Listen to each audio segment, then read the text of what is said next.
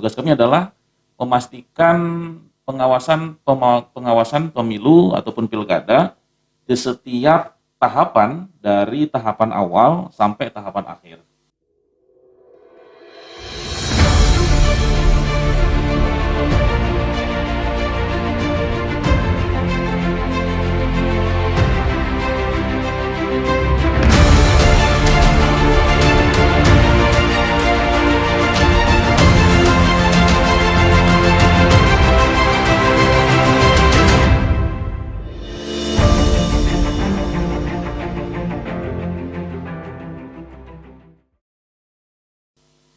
Jalan-jalan ke Desa Padang, singgah dulu di Pasar Tuan-Tuan. Selamat datang di podcast KPU Ketapang, obrolan santai menambah wawasan kepemiluan.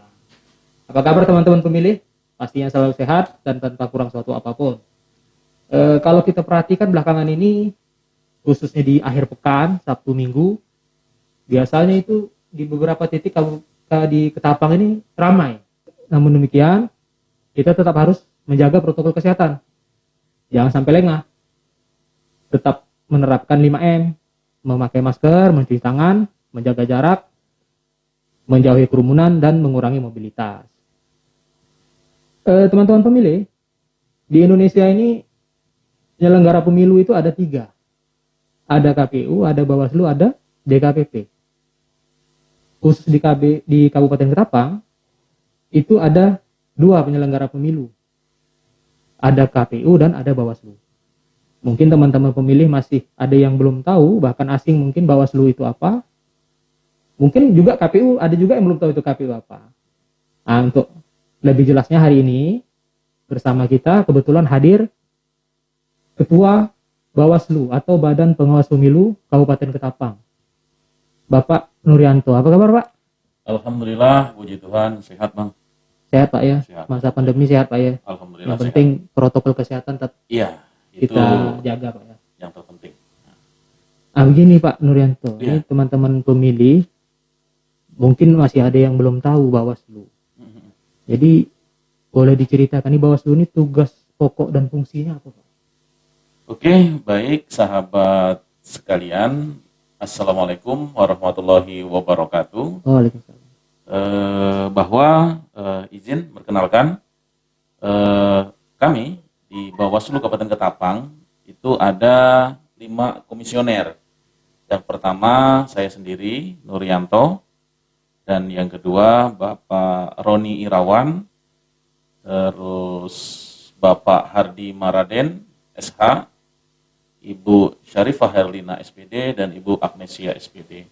Jadi kami dilantik di tahun 2018, itu berdasarkan undang-undang. Jadi masa kerja kami itu adalah 5 tahun. Ya, masa kerja kami 5 tahun. Kalau ditanya berkaitan dengan tugas dan tupoksi, ini kami ya namanya Bawaslu adalah Badan Pengawas Pemilu ya. Tugas kami adalah memastikan pengawasan pemilu ataupun pilkada di setiap tahapan dari tahapan awal sampai tahapan akhir. Itu tugas kita bersama ataupun tugas di Bawaslu. Jadi yang ingin kita sampaikan di sini adalah bahwa tugas Bawaslu adalah melakukan pengawasan. Maka sesuai dengan moto Bawaslu itu adalah bersama rakyat awasi pemilu, bersama Bawaslu kita tegakkan keadilan pemilu. Seperti itu. Iya. Kalau kita bicara pengawasan itu apa tantangan terberat bagi Bawaslu dalam hal pengawasan itu? Tantangan terberatnya itu kalau bisa kita sebutkan itu di setiap event itu pasti ada semuanya Bang. Iya. Ya, setiap momen itu pasti ada semuanya. Jadi kalau menurut kami tantangan terberat yang kemarin itu adalah berkaitan dengan kondisi ketidakpastian berkaitan dengan perkembangan COVID. Ya. Sebagai contoh kemarin kita pilkada itu sempat tertunda. Ya, sempat tertunda juga, begitu juga dengan aturan. Jadi aturan berkaitan dengan COVID, seingat kita kemarin itu pada waktu kegiatan di Borneo, cabut undi atau kalau tidak salah, aturannya sudah kita clearkan, ternyata malam itu baru keluar PKPU kalau tidak salah itu. Nah, itu kan artinya banyak juga di kami di Bawaslu ataupun di peserta pemilu itu agak kebingungan karena ini masih menggunakan yang mana ini.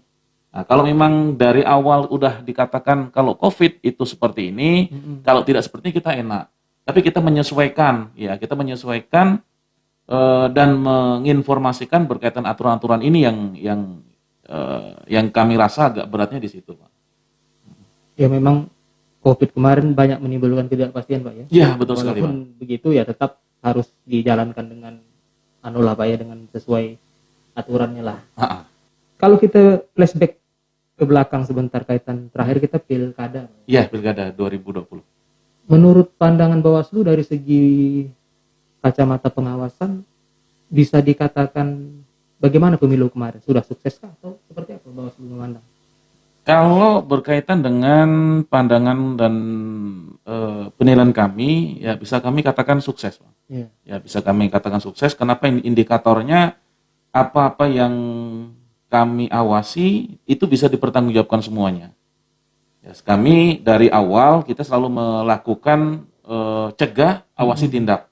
Jadi artinya mencegah di sini adalah bagaimana kita meminimalisirkan, ya bagaimana meminimalisirkan berkaitan dengan pelanggaran-pelanggaran, berkaitan dengan kecurangan-kecurangan, berkaitan dengan lain sebagainya, yang itu akan mengganggu proses jalannya demokrasi ini. Dan itu kita sudah semuanya yakin sependapat bahwa dalam melakukan pengawasan kita akan selalu melakukan mencegah semuanya terus. Selanjutnya yang kedua adalah habis pengawasi baru cegah. Habis itu kita melakukan pengawasan, cegah, awasi. Ya. Jadi melakukan pengawasan ini kalau kita diurutkan sampai ke tingkat sama dengan KPU di tingkat TPS. Ada pengawas TPS juga. Nah, dan disinilah letaknya bahwa kita melakukan satu pengawasan dari awal sampai akhirnya. Terus yang terakhir juga habis cegah, awasi baru tindak. Nah, tindak ini adalah merupakan tindakan hukum yang memang harus mau nggak mau, suka nggak suka harus kita laksanakan berkaitan dengan tindakan. Tetapi sebelumnya kita memang sudah melakukan cegah, awasi, tindak. Yeah. Seperti itu kira-kira. Nah, ini kan pemilu sudah selesai. Ya, siap. Kegiatan apa saja Bawaslu setelah pemilu? Kegiatan apa yang dilakukan Bawaslu? Ya, berkaitan dengan kegiatan kami ini hampir tiap hari, Bang. Ya. Hampir tiap hari kita melakukan peningkatan kapasitas. Nah, kapasitas di sini adalah berkaitan yang pertama itu adalah contoh di divisi penanganan pelanggaran. Maka bagaimana caranya kita meningkatkan kapasitas kita, terus membuka lagi dan mengikuti kegiatan Zoom, habis itu meresume melaporkan kegiatan kita ke Bawaslu Provinsi. Begitu juga dengan kegiatan divisi pengawasan. Nah, begitu juga dengan divisi hukum, data dan informasi. Berkaitan juga dengan divisi sengketa, berkaitan juga dengan divisi SDM. Yang baru-baru ini kita sudah melakukan kegiatan sekolah kader. Iya, sekolah kader atau sekolah kader SKPP, Pak. Nah, kemarin SKPP itu di tingkat kabupaten itu kita hampir 30 lebih yang melakukan pendaftaran. Nah, ternyata yang karena kuota terbatas, jadi kita seleksi 19 orang kalau tidak salah itu yang ikut di SKPP tingkat pertama yang diadakan di Kayong Utara. Nah, selanjutnya setelah sekolah kader tingkat pertama, maka ada sekolah kader tingkat menengah yang baru saja selesai, yang dihadiri penutupannya itu oleh KPU RI, Bapak Firyan, selanjutnya juga Bawaslu RI, Bapak Afifuddin, dan juga Komisi 2, Bapak Cornelis. Dan itu kemarin penutupannya di Kota Singkawang. Selanjutnya juga nanti dalam waktu dekat, maka kader-kader inilah yang akan melanjutkan ke tingkat selanjutnya. Jadi pertama, menengah, dan tingkat lanjutan. Ini gunanya apa? Kenapa dikatakan sekolah? Karena kalau sekolah ini nanti mau tidak mau, suka tidak suka, masyarakat akan peduli.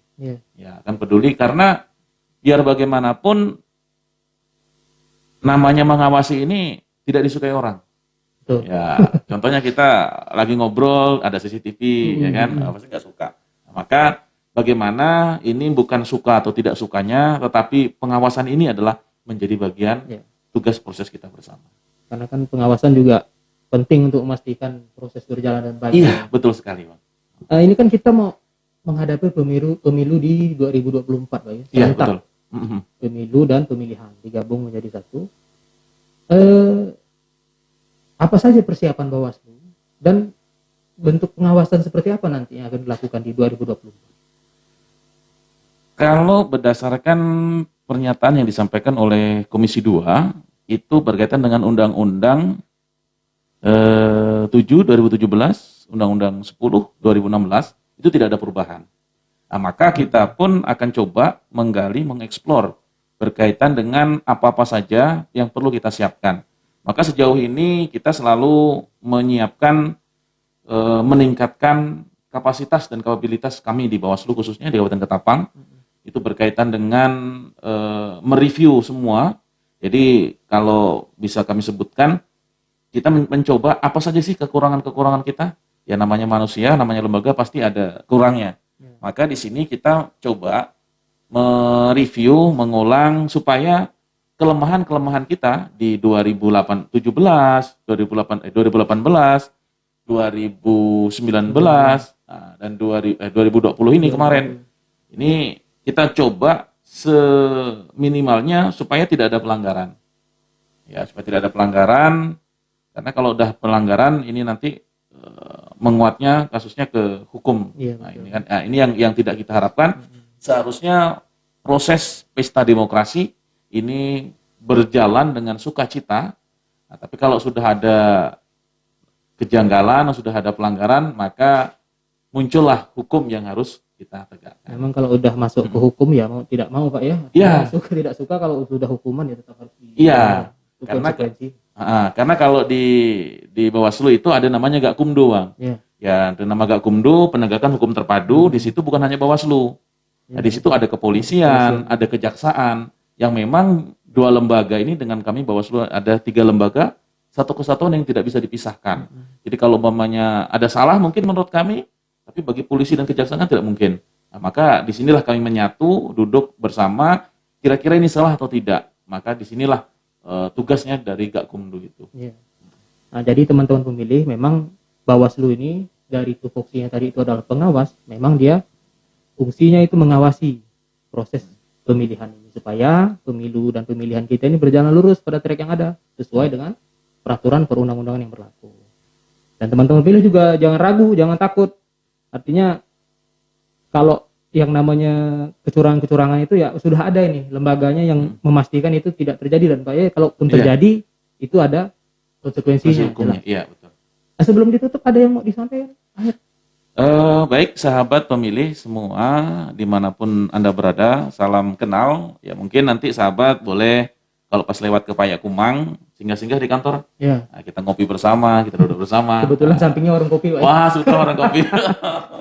Nah, kita sama-sama. Jadi apa sih yang sebenarnya atau apa saja yang menjadi harapan kita bersama?